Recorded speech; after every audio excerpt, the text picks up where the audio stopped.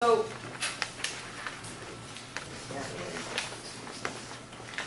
okay, so I have this structure, and I have this structure. Talk to the person next to you. Which one's more stable?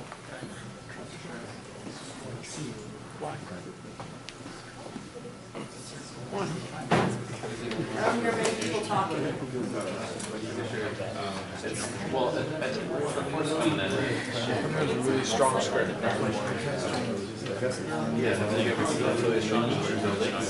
They're all attractive. We have tripods and we don't talk about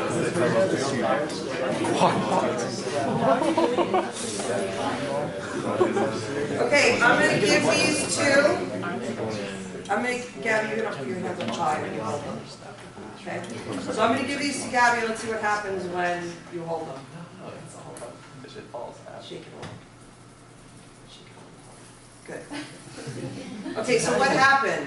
Nothing happened on this. This is more stable. What happened to this? It collapsed. If you have a wall and an earthquake comes, it goes like that. So how do you want, this is stiffer, right? This is a better design than this. How do you make this a better design? Put a cross member in it. Okay, and then what are you doing? You're taking the square or the rectangle and you're actually making it triangles. Okay? So trusses are great structures because they're stiffer, right, than a triangle or a rectangle. However, why don't, does anybody have a triangle with them? Well, actually, I'll just use this other one. Why would they make phone calls where it's like shape of a triangle? That makes more sense. Yeah. If triangles are so great, It won't break. if triangles are so great, why don't we see bridges with sheets of metal that are thick? Why do we see this instead of this? Why is this better? Brandon? Weight. Okay, so what does weight mean? Why? Lighter. This is lighter, so why is this bad to be heavier? You have to support more weight. You have to support more, it's more material. This is cheaper because there's air here, there's no material. This is cheaper, and it's cheaper to construct it this way because you don't have to hold more weight.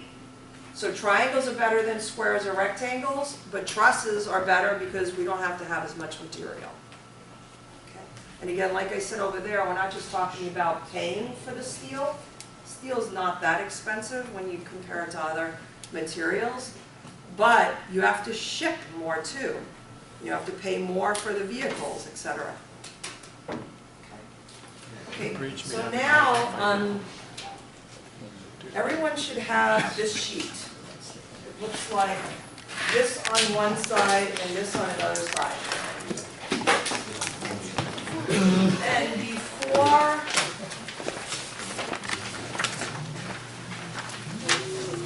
exam Thursday, next Tuesday is when we'll do a truss problem. But in anticipation of the truss problem, it's not in the packet, I handed it out to you all.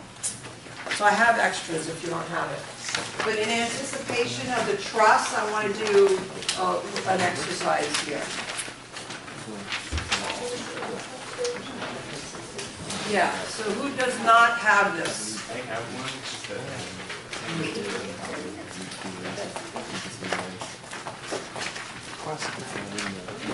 Who else is it? Any?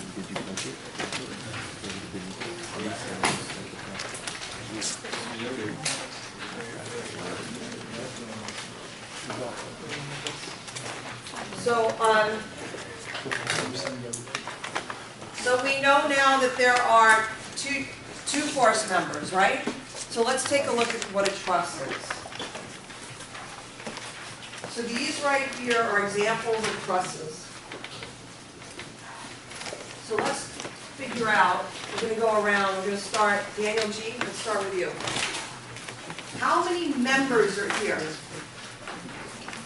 And I want you know, trusses are built with only two force members.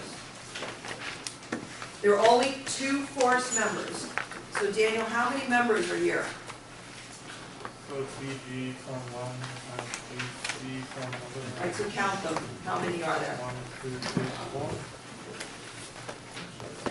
They're only two, trusses can only be two force members. So even if it looks, everybody look up here, even if you think this is one member, it's not, it's two members, because these are all trusses. And trusses are connections of two force members. So there are 11 here. 1, 2, 3, 4, 5, 6, 7, 8, 9, 10, 11. How many are here? Oh, it's the same picture, isn't it? How about here? Cameron, how many?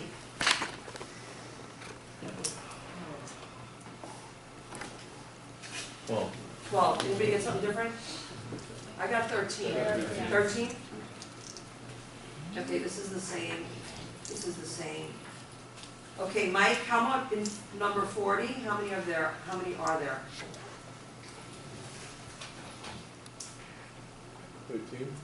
I got 13. Anybody else? Somebody else got 13? Okay. How about this one? Brandon? 15. I got 15. 15? Somebody else? And how about the last one? Ivan? 13. 13. I got 13. Somebody else got 13? Yeah.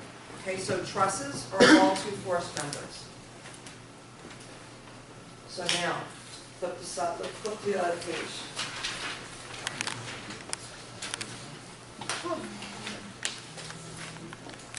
And this is in your textbook too, it's just, it's written in a different way, but it's the same exact stuff. So one of you on that page also write down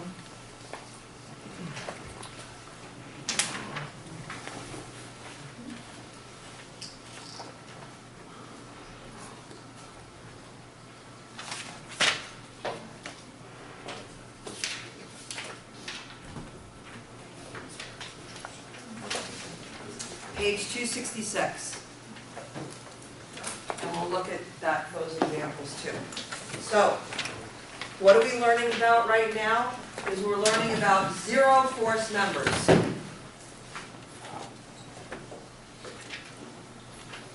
Show me with your hands, if you have a truss, how do the forces go on a truss? They're either compression or tension, right? If they're a zero force member, it means there is no load going through that truss at all. No load. Okay. But the assumption is that when we do analysis for trusses, we assume that the weight of the truss members is 0. Did you hear that? The weight of the truss member we assume is 0. We certainly would say that truss members are heavy, but when in comparison to the load that they're holding, weight is usually negligible. Okay? So when you have a truss member, your pen, if it's a zero force member, how much force is going through that member? 0. 0.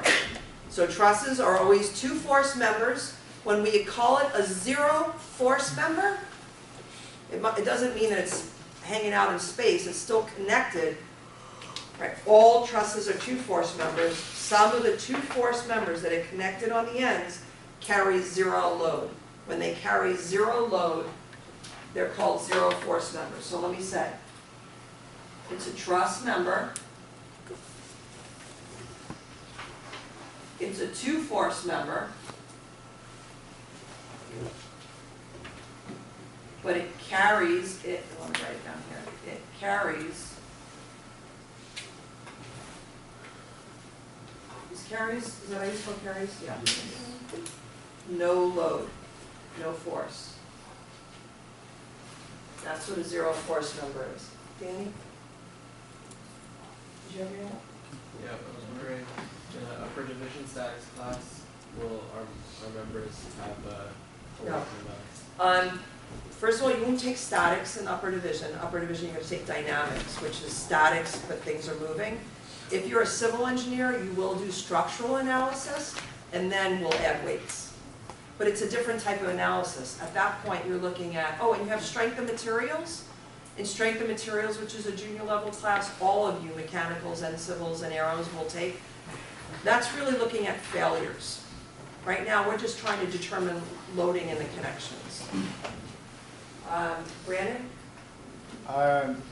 What purpose do zero force members serve? You'll see in a little bit. Okay? All right, so let's look at the two rules we need to have. Rule 1 and rule 2. When only two members form a non-collinear truss joint. What's collinear mean? Along the same line. So these two members are collinear, right? When they're like this, are they collinear?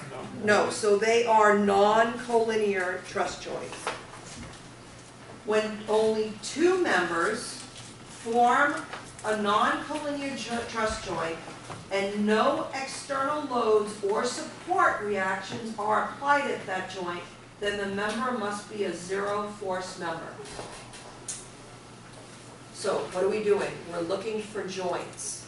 In this schematic here, do you see a joint where only two members come together, they're not collinear, and there is no external force or support on that joint? Which joint? Joint C. At joint C, I have two members coming in. So they satisfy that. There's only two members. They're non-collinear, and there is no support here or an external force here. So what does that tell you about member CD? And what does that tell you about member VC? 0. So Brandon, to answer your question, why is that there? No functional purpose at all. It's just aesthetics. So you can get rid Now, of it. we're engineers, we do like the way things look, but we are more interested in practicality. We probably would not tell our client to pay the money for that B, C, and CD in this particular case. So now, what I want to do is look at these examples. So we're going to call this rule number 1. For rule number 1, we're going to go around the room. Cameron, where are you? Brandon? No. Ivan, we're up to you? That's okay, you can go again. Okay, look at problem 35. Are there any joints there where two members come together only, and there's no external support, there's no support or connection or external force there? Would that be C? Say it again? C. Okay, so look at C. C doesn't have any forces or connections there. However, there are 4 members coming together. So where are the joints where there are only 2 members? A and E, right? But there's a support there. So are AB, AG, DE, and FE 0? No. Okay, next. David, are there any joints here? So let's just write no rule 1. David, how about the next one? Are there any joints where 2 members come together and there's no support? No. No. No rule 1. Hector, next one. Are there any joints where 2 members are coming together, no external supports, no external loads? No. Gonzalo, how about the next one? No. No? Man, are we going to get any? Not till 40. Oh, good. One's coming, good. Okay, Charlie, how about 39? No. Sivali, are you next? Yeah. Yeah. What about 40? A and B, or A, sorry. Right, so joint A applies to rule 1, and that means that AB is equal to 0 and AH is equal to 0. Do we need to have it there? No. Okay, but I guess it looks symmetric. Maybe that would be irritating. If you're sitting on traffic, looking at this bridge, on another bridge sitting on traffic, and you see this come out here and you see nothing here, would you be irritated? Yes. So maybe you would stick it in and say, okay, client, you want to pay for it? Who's next? Alex? The next one has no rule. No rule 1. And 42? None. No rule 1. Okay, the next rule is here, 2. You could read it. But we're going to work on it next time. And Jamie, our new dean, is here. and he wants to talk to you guys. So I'm gonna